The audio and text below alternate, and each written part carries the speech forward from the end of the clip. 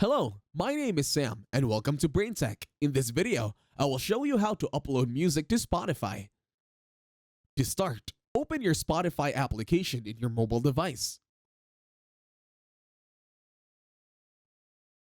Once on Snapchat, tap on the gear icon on the upper right. This will lead you to Settings. And then in here, over at Settings, you will need to scroll down. In here, you'll need to turn on Show Audio Files from this device. You'll know it's turned on if it has a green bar. Now go to your library. In here, you will see a local files folder. In here, all your audio files will appear here that is locally downloaded in your mobile device. For example, these recordings over here.